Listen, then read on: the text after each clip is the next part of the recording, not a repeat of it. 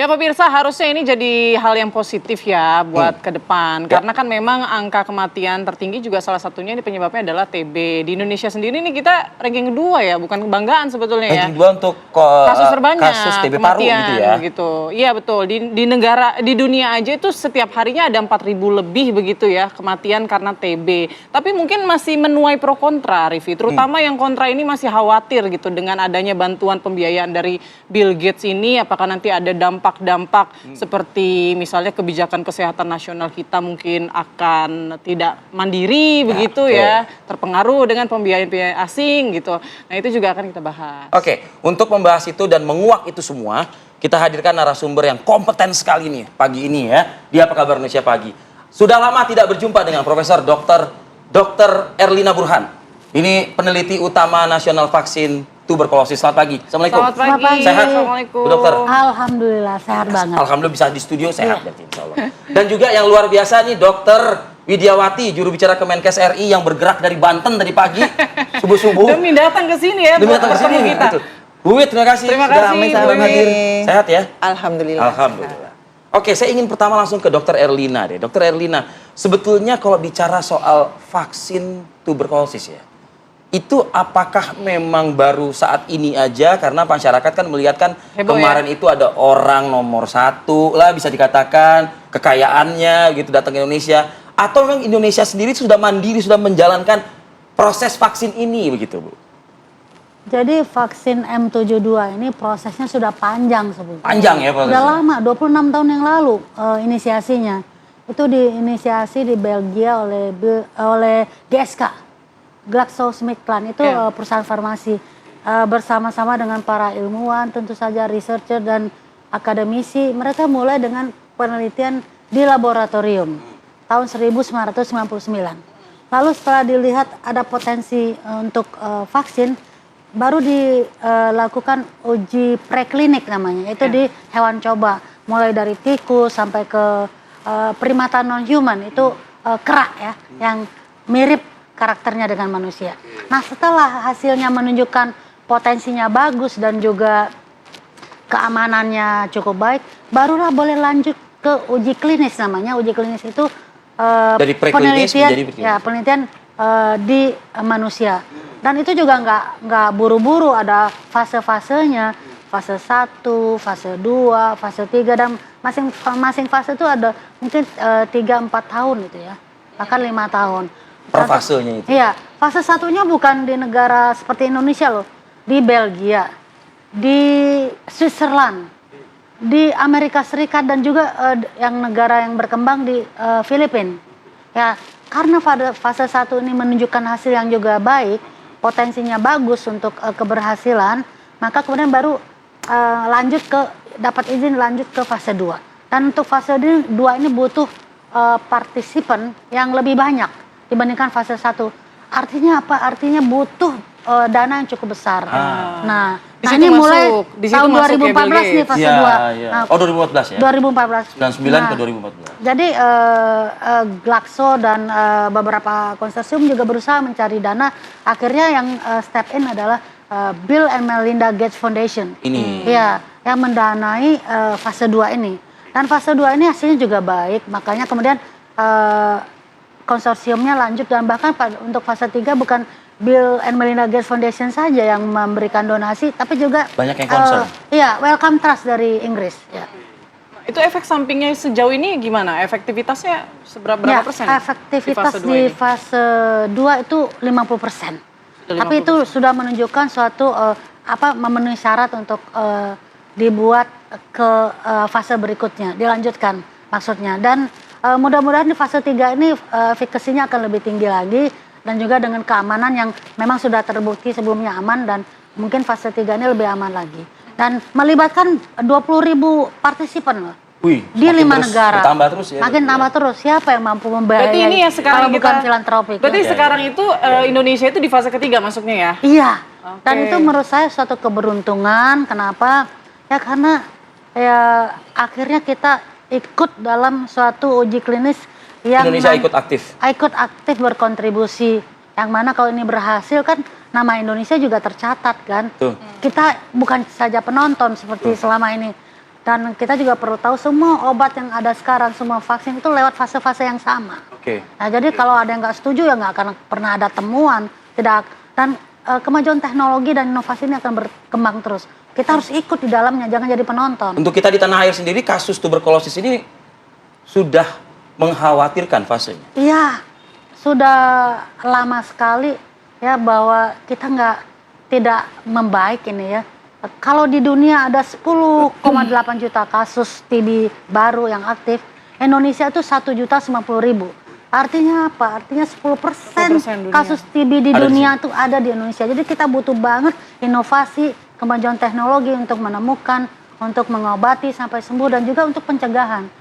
Ya, which is vaksin adalah salah satunya. Oke, saya geser ke Dokter Wiwit kalau kayak gitu. Dokter, pemerintah dalam hal ini mendorong sangat begitu ya. Teman-teman, ada Dokter Erlina Burhan dan beberapa tim lainnya sebagai peneliti ini yang kita sepertinya sudah harus gitu mendorong agar dunia pun juga memiliki semacam kayak apa vaksin seperti itu.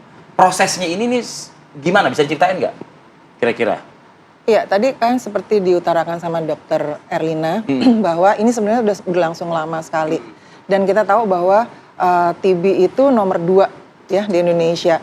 Jadi prosesnya sebetulnya sesuai dengan yang diceritakan Dr. Erlina bahwa kita sudah masuk fase 1, fase 2, fase 3, fase 3. Dan sebetulnya ini sudah disuntikkan sama partisipannya itu sebanyak 2095. Dalam fase uji klinis kan? Iya, dalam fase uji klinis. Jadi kan kita mulainya kalau yang uji klinis ini pencarian partisipannya di 3 September 2024, kemudian akhirnya di 16 April 2025 dan kemudian sudah disuntikan ke 2095.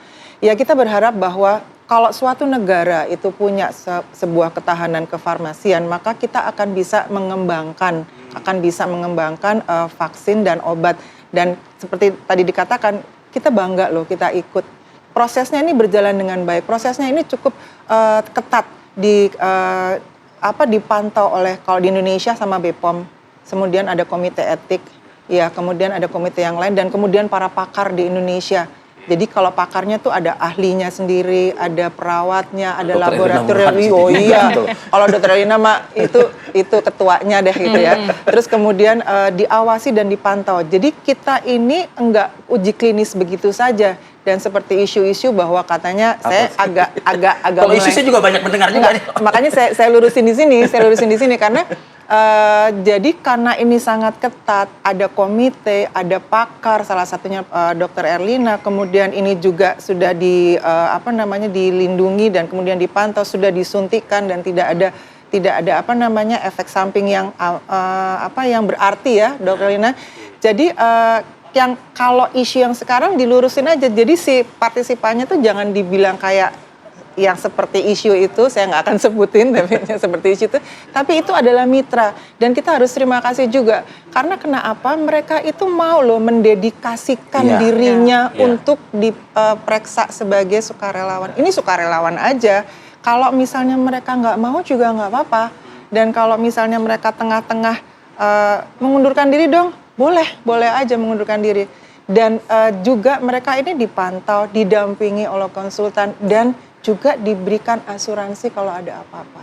Jadi semua itu nggak seperti kata isu itu, ini mitra loh. Ya, dan soalnya takutnya efek samping jangka panjangnya gitu. Tapi kan sebenarnya udah dijamin juga ya. Iya, udah dijamin, dilindungi, ditemenin, dipantau, ada konsultannya, diberikan asuransi, kemudian dan ini ketat banget. Tadi seperti saya katakan ada komite, ada badan otoritas obat dan segala macam. Jadi nggak sembarangan dan kita memang butuh karena apa? Karena vaksin itu adalah salah satu yang bisa mencegah ini dan kita kan mau eliminasi di 2030. Tadi dikatakan Dr. Erlina masih banyak dan masih yang menjadi nomor 2. Angka 1 juta loh. Jadi 1 jam bisa 15-an ya dok ya? Nah tuh, 15-an. udah diperinci lagi itu. Iya, jadi bisa sampai segitu. Jadi amat sangat membutuhkan yang namanya vaksin. Jadi saya berharap bahwa yuk kita masyarakat, kita dukung ini. Kita dukung itu. Nah, isu lain boleh nggak dijawab juga Dr. Wiwit? Soal, kalau tadi yang tidak mau disebut, saya juga nggak mau nyebut itu juga sebetulnya. Isu lain itu soal bisnis nih. Nah, ini kan waktu COVID pun juga sebetulnya isu-isu kayak gini kan keluar juga kan gitu ya ibaratnya. Ini bisnis. Artinya begini, kalau bisnis oke, tapi kan faktanya vaksin masih terus berjalan nih. Ya. Ibaratnya uji klinisnya tetap berjalan seperti itu. Nah, ujungnya nanti kalau berhasil, kita bisa nggak dapat hak patennya? Nah, tadi dikatakan, balik lagi, tadi Dokter Elina mengatakan bahwa kalau kita mengikuti satu peneliti kita direcognize. Nah, kalau sudah ada peneliti kita masuk dan direcognize dan diakui oleh negara, maka kita ada di posisi tawar nih. Kita bisa minta yang namanya transfer knowledge untuk bagaimana membuat vaksin itu di Indonesia, gitu kan? Supaya apa? Supaya Dan akses. mengingat Bill Gates sudah datang, hubungan dengan Pak Prabowo juga cukup dekat begitu. Enggak, posisi tawar itu bisa nggak?